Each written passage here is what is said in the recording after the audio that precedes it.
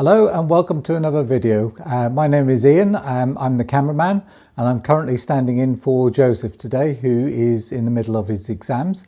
In today's video I'm hoping to be able to repair the cutting deck on the Bolens HT23.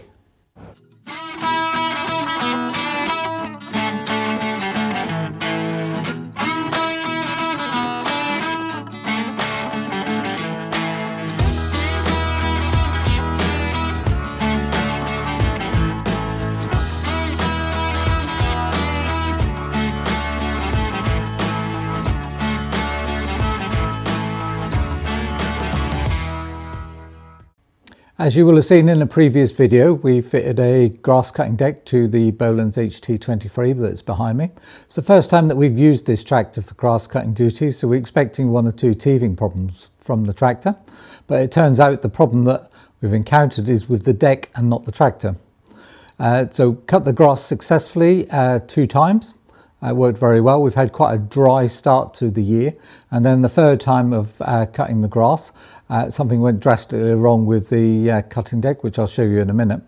Unfortunately, that's meant that I've had to order some parts from America, and in the time between ordering them and arriving, which has taken about 2 weeks, the grass has grown extremely long, and it's done that because we've had quite a lot of rain. But let me show you what the problem is. The problem with the deck is that one of the idler pulleys, the bearing inside the idler pulley has broken up. So this particular idler pulley is fine, but as you can see from this one here, it is there is absolutely nothing left of the bearing inside that idler pulley. In fact, when I was cleaning the grass off the top of the deck, I found a number of ball bearings.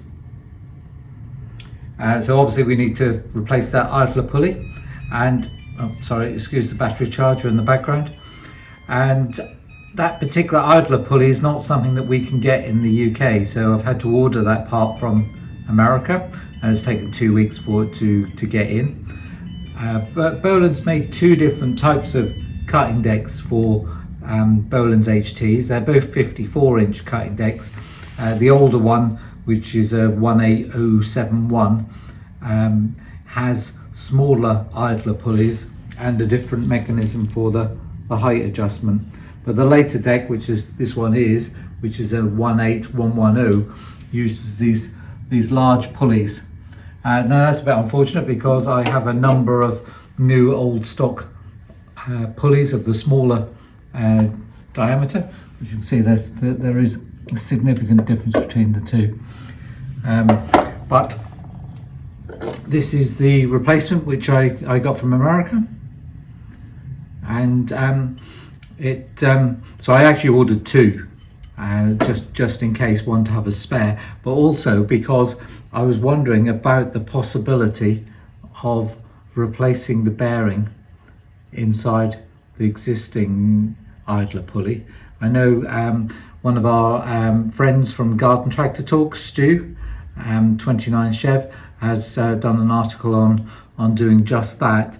As you can see, this bearing is, if I can focus on it, it's an HMS bearing, and it is it's a 6203 RSXT03 or C3. But it is actually it's classed as a extended inner ring bearing. As you can see, the inner ring of the bearing extends past the bearing itself, and that does make that a harder bearing to source. So I'm going to have a go and see if I can get a replacement bearing. And the main reason for that is the cost of these pulleys. And it's not just the cost, it's actually the shipping cost to come from America as well. So these idler pulleys, so as you can see, I bought 2 of them. These idler pulleys cost me $42.13 each, and that works out to about £31.61 in British money, UK pounds. So collectively, Obviously that's an investment of $84.26 or £63.22. On top of that, I then had to pay shipping, so it cost me $37.77 or £29.05 in shipping to get that across. So total cost of the two of these was $122 or just over $122, which is just over £92. So if you kind of half the shipping cost and divide that by two, each one of these actually cost $61 or 46, just over £46. So that's why I was quite keen to see if I can look at replacing the bearing inside of one of these, because a bearing is not going to cost £46. So I think that'd be a worthwhile exercise, and that'd be a fun project as well. But the main thing now is to get this new idler pulley onto the tractor and get the tractor back working again so we can get on with our grass cutting. To remove the old idler, obviously I need to undo this bolt here. That connects to this pivot arm, which is spring loaded. I've already removed the belt, so it's taken the tension off here. But this bolt here goes right the way through to the underside of the deck. In an ideal world, or the ideal way to do this would be to actually take the deck off, but they are really quite a lengthy job to take the deck off on one of these tractors. So what I've done instead, it may work, it may not, is I have jacked the tractor up and we've got it on axle stands. And what I'm going to attempt to do is to go underneath the tractor, and because there's nothing I like more than grovelling on the floor, and undoing that nut there. As you can see, it looks very corroded and it's probably not been undone for a very long time. So what I'll do now is I will set the camera up somewhere so you can come along and enjoy watching me lay on the floor. Right, hopefully you're sitting comfortably. I certainly aren't. Right, we're going to try and put a 3/4 socket on here.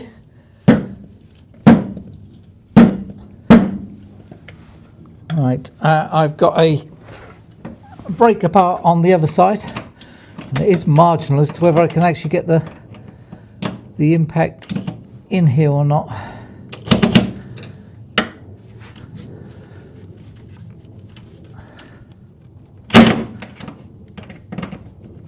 Yeah, very marginal.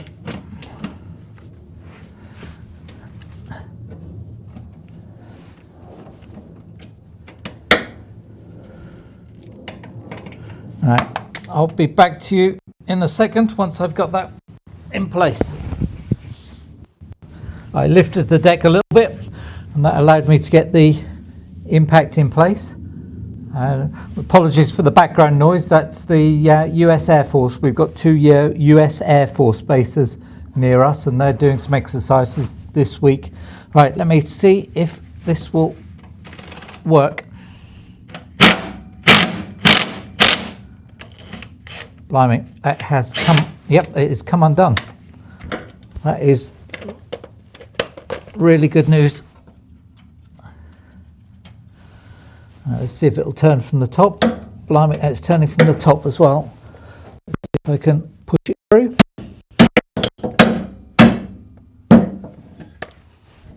Right, and there looks to be a washer on here too. Okay, so far so good. Right, this is the view from the top. You might have noticed that the microphone was breaking up when I was underneath the deck. I think that that liked being underneath the deck as much as I did. But anyway, so we've got our bolt here. I've just disconnected the spring, which allows that to move freely. In theory, we should be able to just pull this bolt out now. And that should release the bracket and the pulley.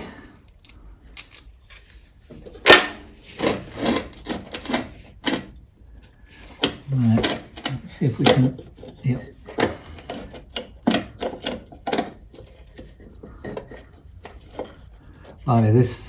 This pulley is razor sharp, but it must have been catching once the bearing disintegrated. Right, that doesn't want to just come out. There's a spacer in there. Oh, that's come out from the top. That's handy.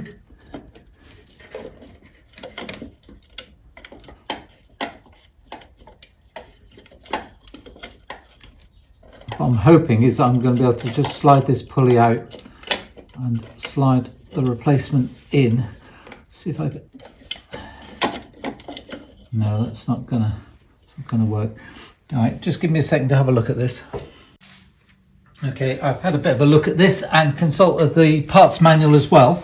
When I lifted this up, it's got a pile of washers underneath it. I'm sure it's not meant to have a pile of washers underneath it, but that's what it had. Also had a spacer at the bottom and a spacer at the top of different sizes. So what I've done is I've just undone this nut here. That's threaded into the bottom part of the plate. So that in theory should allow me to move that over, and then we can look to see what we've got. A little bit of the bearing. Oh blimey, the centre of that is very sharp and very horrible. Alright, so that's what's left of the pulley, with what looks to be the outer race still in there. And then, I'm not sure if that's part of the bearing or not.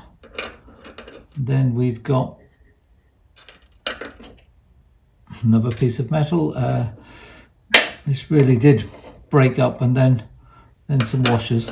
Right, so I think it will just be a case of lining this up with the different spacers, and then tighten it back down again. So what I'll do is let me just have a bit of a fiddle around with different size spacings, because it could be that these fit inside here, which they don't. But yeah, let me have a little bit of a look at parts and see if I can work out how this should go together. Okay, I have been doing some sizing with various parts. It's not very clear which way it should go. The manual, when you look at the picture, suggests that these are both should be the same way, which puts the extended part at the bottom. And that does kind of suggest that, I mean, that was the way this was. However, when you reuse the parts that were in here, it just doesn't work. So what I'm going to do is going to put there are three washers on the bottom with the larger of the spacers. And interesting, the difference between the two spacers, the one at the top and one at the bottom, the difference between the two is actually the depth of this extended inner. So I think it does actually suggest it doesn't matter as long as you put the spacer in the right place. So what we're going to do then is put that on there, then a washer on the top, then the smaller spacer in there. And although it may not look it, that's how it all lines up very nicely. Then the bolt can go through here, and then I'll put the appropriate number of washers under here.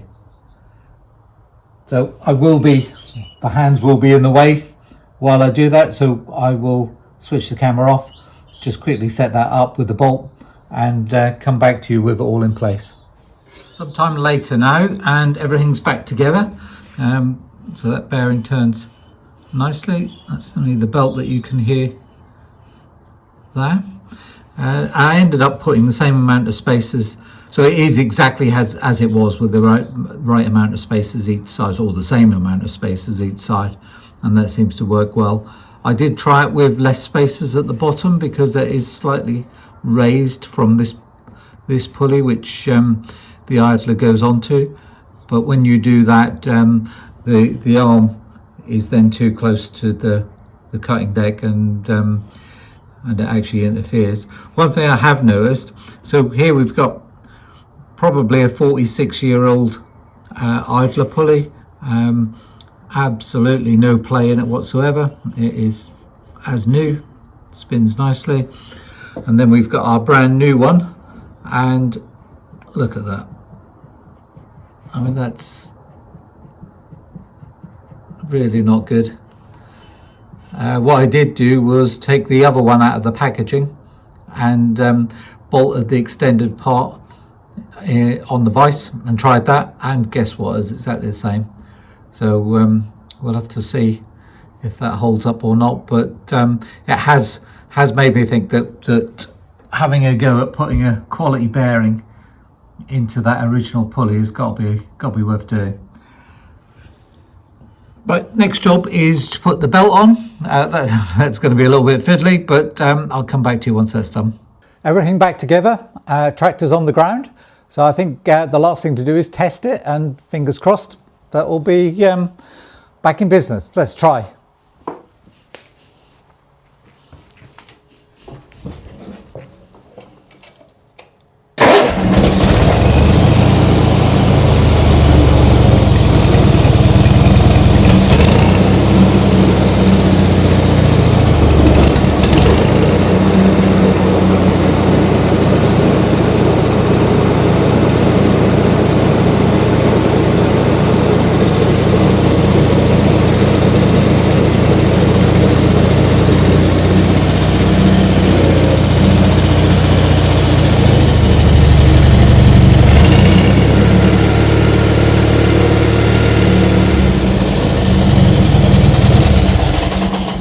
I'm pleased with the way that worked. We're now back to having a working grass cutter, which is good news. Joseph's just come back from school and I was just having a quick chat with him. He had a physics exam today and he said that was harder than he thought it was going to be. He's got another exam tomorrow, so he's indoors revising.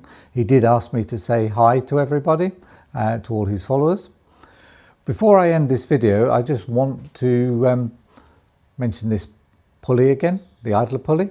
And what do you think about the movement that I saw in that bearing? Would you expect to see that, or is that not what you would expect to see? But be very interested in your thoughts. But that's it for this video. Thanks for watching, and I'll see you in the next one. Bye.